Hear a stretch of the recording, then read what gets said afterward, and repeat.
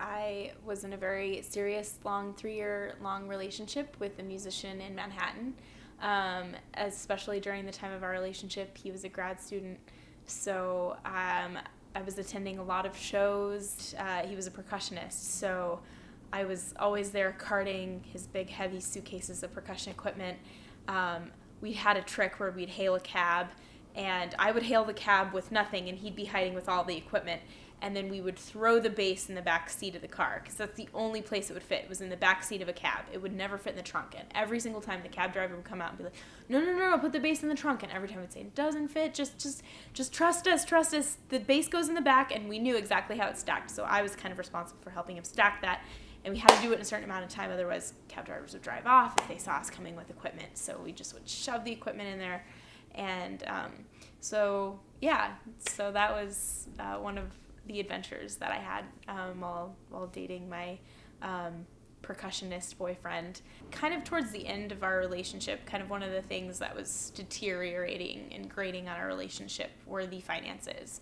He had a lot of debt for school, and I was concerned about how that would reflect. We were talking about getting married, and I didn't have any debt, and he had a lot of debt getting his education in music.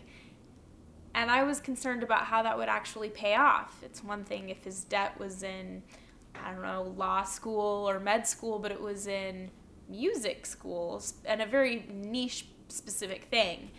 And I didn't want to be unsupportive that he wouldn't be successful, but I mean, even successful musicians don't make a lot of money.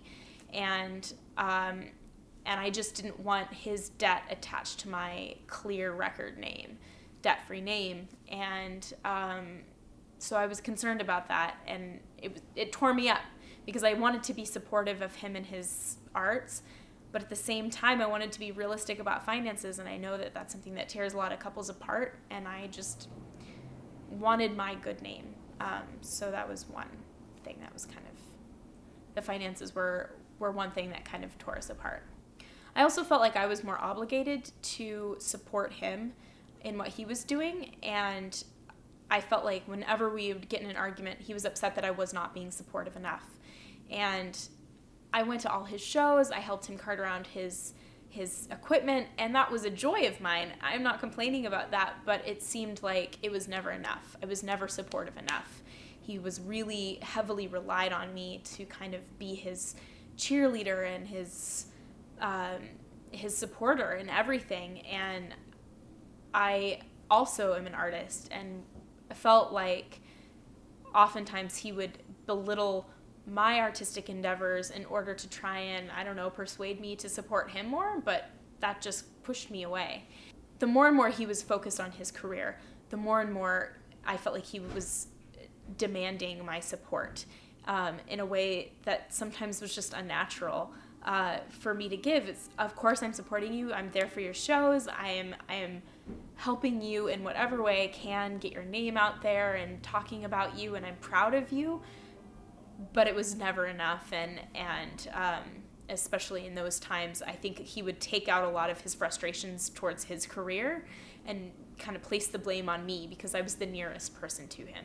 I certainly think you can make a living in the music industry, but I don't know if you can make it entirely just on the performing itself. My stepmom has been an opera singer for several years and quite successfully, but she also has to teach lessons on the side, and she can't really support herself without it. Before she was teaching lessons, though, she was a legal secretary. But she realized that she could make her income entirely from the music industry, and she does get quite a few paying opera gigs. Where professional musicians are demanded are big cities, and big cities are expensive to live in, and you can't really support yourself on music alone, just performing. I do think you can make money just on music, but you really have to supplement your income somewhere else in the industry. Maybe it's booking other music acts at a venue, or working for a venue, or teaching, which is what my stepmom, who's a musician, does. She teaches as well as performs, and my now ex-boyfriend, he also teaches as well as performs, and that's the way he supplements his income. Music is one place where I really don't think that if you can't teach rule applies. If you can you do teach. only the musicians who really have a good performance resume are the ones that people want to take lessons from. So they kind of go hand in hand. The performance helps you book more teaching jobs, and the teaching jobs help you sustain your performance career. Musicians who have built and maintained and have created a recording studio, that is one way that they have found another way to supplement their income. In one hand, the recording studio is perfect because now they're not paying for recording costs for themselves, but at the same time they can rent and maintain and use recording studio space to supplement their musician income. So I think that's yet another way that you're using one aspect of the industry to support the other aspect. If you are interested in dating a musician man and think that that's romantic to be the subject that he perhaps writes songs about, I've only ever heard songs written about me after we've broken up. It really takes a breakup to write a song if they're going to write a song. So be aware of that. And it isn't so glamorous. If you are such a fan of the musicians and you don't really have huge career aspirations of your own, perhaps you're just happy with a 9-to-5 and making a few bones on the side, know that their career has to be the most important thing in both of your lives.